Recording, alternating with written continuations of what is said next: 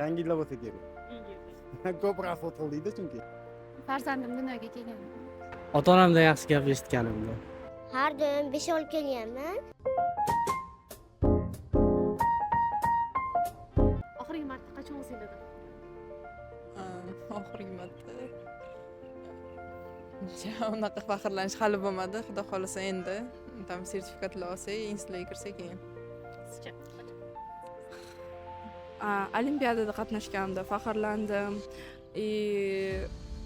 Yosh avlod degan anonsda qatnashganimdan ham faxrlandim. Yaqinda. Qachon? Qanaqa sabab bo'ldimi? Shu qizim tug'ilgan kuniga shu o'zim nima deydi, qizim xohlagan narsasini podarka qilganman. Shu narsa. Farzandim dunyoga kelgan. Oxirgi marta o'zingizdan qachon faxrlandingiz? Oxirgi marta hamisha faxrlanaman o'zimdan. Oxirgi marta bo'ladi-yu. Bilmadim. Eslaringiz. Oxirgi marta o'tgan yili shu mashina olganimda faxrlanganman. Boshqa faxrlanish bo'lmadimi o'tgan yil?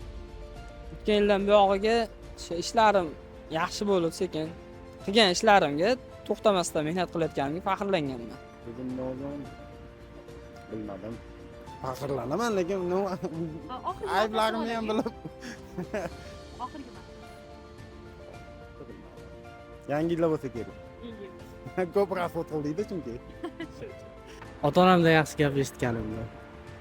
Ota-onamdan faxrlanaman degan gap eshitgan. Ko'p yaxshi gap eshitib turasizmi?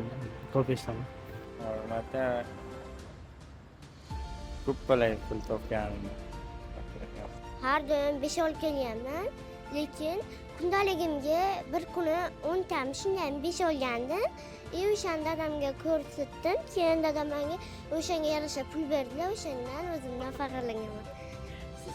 Men maktabga klassga borgan edim. Demak, sinf sardori bo'lgan.